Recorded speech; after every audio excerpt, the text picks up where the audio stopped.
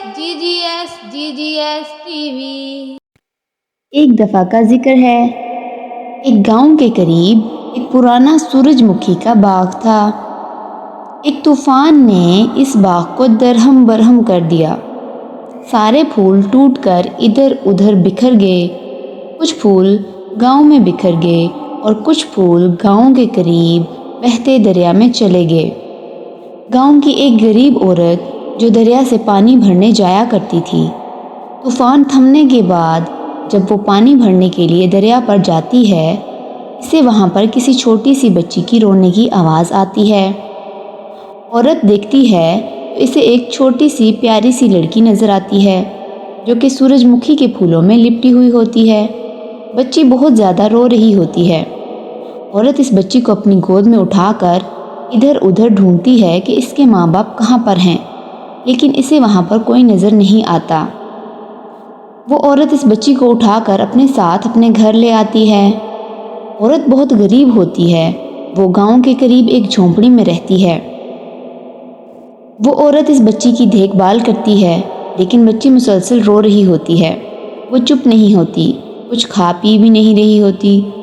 تھوڑے ٹائم کے بعد عورت دیکھتی ہے کہ بچی اپنے ارد گرد کے سورج مکھی کے پھولوں کو کھا رہی ہوتی ہے۔ عورت بہت پریشان ہوتی ہے کہ یہ کیا ماجرا ہے، اتنی چھوٹی سی بیٹی ہے اور یہ پھولوں کو کیسے کھا سکتی ہے۔ اس کے بعد عورت سمجھ گئی کہ یہ بچی صرف اور صرف سورج مکھی کے پھول ہی کھائے گی، اور وہ عورت ہمیشہ اس کے لیے سورج مکھی کے باغ میں جایا کرتی اور وہاں سے اس کے لیے پھول لے آتی، جنہیں کھا کر بچی ہمیشہ چپ ہو جایا کرتی تھی۔ اس عورت نے اس بچی کا نام لیا رکھا۔ جب لیا تھوڑی سی بڑی ہوئی تو وہ اس عورت کے ساتھ سورج مکھی کے باغ میں جاتی، وہاں پر جا کر بہت خوش ہو جاتی، خوب کھیلتی اور اپنے لیے بہت سے سورج مکھی کے پھول لاتی۔ بہت سال گزرنے کے بعد وہ عورت مر جاتی ہے اور لیا اکیلی رہ جاتی ہے۔ اس کے بعد لیا روزانہ دریا سے پانی بھرنے جایا کرتی تھی اور باقی کا ٹائم سورج مکھی کے باغ میں گزارتی۔ لیا کو سورج مکھی کا باغ بہت پسند تھا اور وہاں پر جانا بھی اسے بہت پسند تھا۔ رات ہوتے ہی لیا اپنے گھر واپس آ جاتی۔ سورج مکھی کا باغ آہستہ آہستہ ختم ہو رہا تھا۔ وہاں پر تمام پھول سوکھ رہے تھے کیونکہ ان کو پانی نہیں مل رہا تھا۔ لیا بہت پریشان تھی کہ اگر یہ پھول ختم ہو گئے تو وہ کیا کھائے گی، کیونکہ ان پھولوں کے علاوہ وہ کچھ بھی کھا پی نہیں سکتی تھی۔ لیکن اسے یہ بھی معلوم نہیں تھا کہ ان پھولوں کو کیسے بچایا جا سکتا ہے۔ لیا ہر طرح کی کوشش کر کے دیکھ چکی تھی، لیکن سورج مکھی کے پھول نہ تو نئے اگ رہے تھے اور نہ ہی ان کا بیج بن رہا تھا تاکہ وہ نئے بیجوں کو لگا کے اور زیادہ پھولوں کو اگا سکے، بلکہ جو لگے ہوئے پھول تھے وہ بھی آہستہ آہستہ کر کے سب سوکھ رہے تھے۔ ایک دن لیا اسی سوچ میں سورج مکھی کے باغ میں بیٹھی ہوئی تھی۔ لیا کو اچانک کسی کی باتوں کی آواز آنے لگی۔ وہ اٹھ کر ڈھونڈنے لگی کہ یہاں پر کون آ گیا، یہاں پر تو کبھی میں نے کسی کو نہیں دیکھا، آج یہاں پر کون آ سکتا ہے۔ لیا ڈھونڈ رہی تھی کہ یہاں پر کون ہے جو آپس میں باتیں کر رہے ہیں۔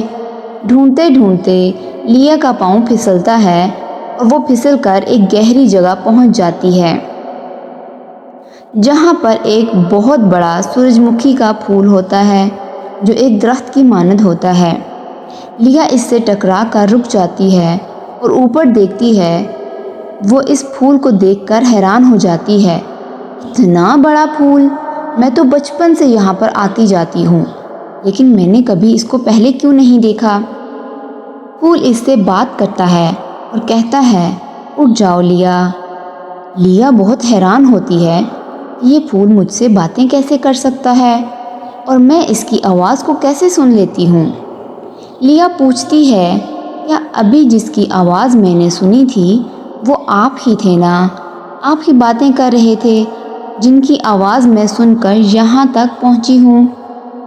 سورج مکھی کا پھول اسے جواب دیتا ہے اور کہتا ہے، جی وہ میں ہی ہوں، میں چاہتا تھا کہ تم یہاں تک پہنچو اور تم یہاں تک آ گئی۔ دراصل تم ایک سورج مکھی کی شہزادی ہو جو بچپن میں کھو گئی تھی۔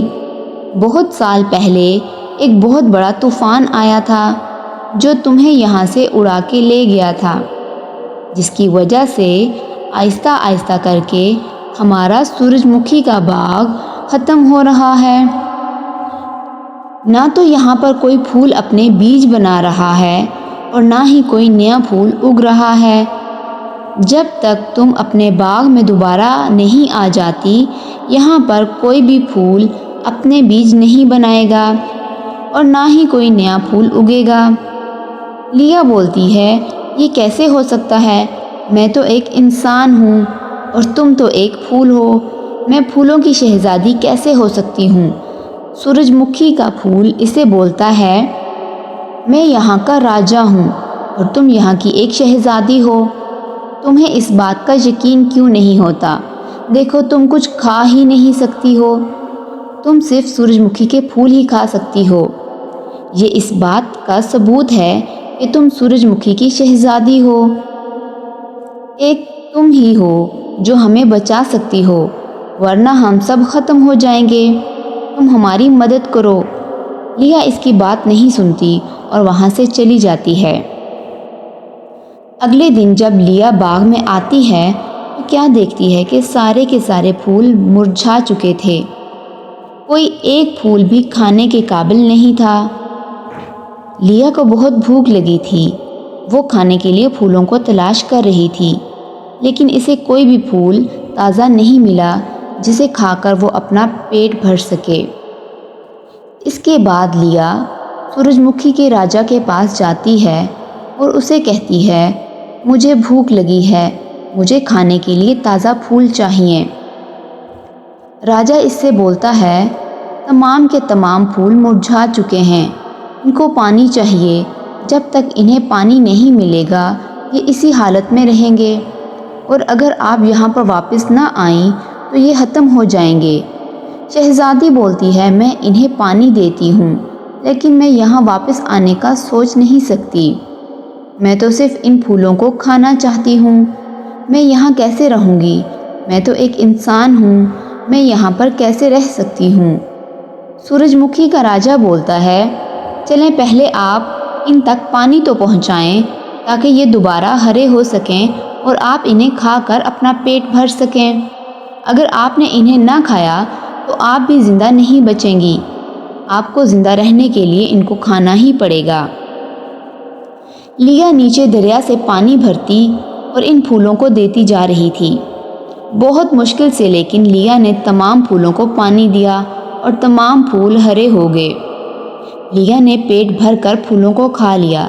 اس کے بعد لیا سورج مکھی کے راجہ کے پاس جاتی ہے اور کہتی ہے، میں یہاں پر رہنے کے لیے راضی ہوں، ویسے بھی میرا تو یہاں پر کوئی نہیں ہے، میں یہیں پر رہ جاتی ہوں آپ سب کے ساتھ، تاکہ یہ پھول ہمیشہ کے لیے تر و تازہ رہیں اور کبھی نہ مرجھائیں، اور تمام پھول اپنے بیج بنا سکیں تاکہ اس باغ میں نئے پھول آ سکیں۔ آپ مجھے بتائیں، مجھے یہاں پر رہنے کے لیے کیا کرنا ہوگا؟ سورج مکھی کا راجہ لیا سے بولتا ہے، تمہیں میرے پتوں سے بنا ہوا ایک لباس تیار کرنا ہوگا اور اس لباس کو میری جگہ پر کھڑے ہو کر پہننا پڑے گا۔ لیا بولتی ہے، آپ کے پتوں کا لباس اگر میں تیار کروں گی تو آپ کو کاٹنا پڑے گا، اس طرح تو آپ ختم ہو جائیں گے۔ آپ ایسا کیوں کرنا چاہتے ہیں؟ راجہ بولتا ہے، تم یہاں کی ایک شہزادی ہو، بچپن میں یہاں سے چلی گئی تھی، اب ہمیں اپنے باغ کو زندہ رکھنے کے لیے قربانی تو دینی پڑے گی۔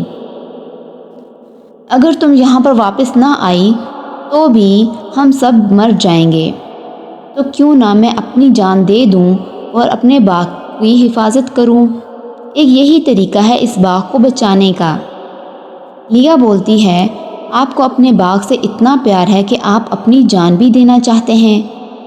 راجہ بولتا ہے، ہر راجہ کو یہی کرنا ہوتا ہے، اپنی جان دے کر بھی اپنے باغ کی حفاظت کرنی ہوتی ہے، یہ میرا فرض ہے، میں اپنا فرض ادا کر رہا ہوں، کل کو اگر تمہیں بھی ایسا کرنا پڑے تو تمہیں بھی ایسا ہی کرنا ہوگا، اپنے باغ کو بچانے کے لیے اپنی جان بھی دینی ہو سکتی ہے۔ लिया नहीं मानती। वो कहती है, मैं आपको मार कर खुद यहाँ की शहजादी नहीं बन सकती, ऐसा मुझसे नहीं होगा। लिया थोड़ी देर सोचती है। इसके बाद सूरजमुखी के राजा के चंद पत्ते लेती है और इनसे एक ताज तैयार करती है।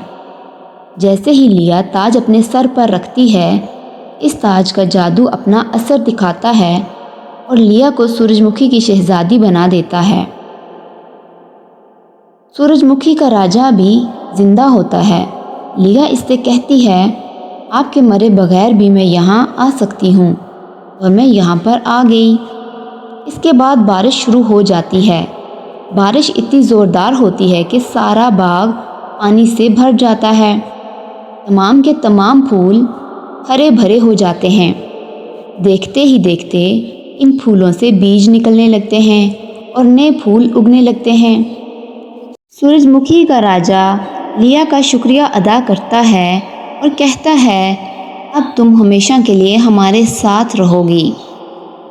लिया बहुत खुश होती है और कहती है, मेरे पास तो कोई भी नहीं था, मैं तो अकेली रहती थी। अब आप सभी मेरे दोस्त हैं। आप सबके साथ रहकर मैं बहुत खुशी महसूस कर रही हूँ। मुझे बहुत अच्छा लग रहा है। राजा बोलता है, जब तुम्हारा दिल करे तुम इंसानी शक्ल में आ सकती हो और तुम जहाँ दिल चाहे वहाँ जा सकती हो, लेकिन ये ध्यान रखना कि रात को वापस तुमने यहाँ पर आना होगा और सूरजमुखी की शहजादी बनना होगा, ताकि हम सब भी हरे भरे रह सकें। लिया मान जाती है और कभी कभार वो इंसानी शक्ल में आ जाती है। लिया अपने गांव जाती है और वहाँ पर घूम फिर कर रात को वापस सूरजमुखी के बाग में आ जाती है और हंसी खुशी अपनी ज़िंदगी बसर करने लगती है। अगर आपको ये कहानी पसंद आई है तो इस वीडियो को लाइक करें और अपने दोस्तों के साथ शेयर करें और सब्सक्राइब करना ना भूलिएगा।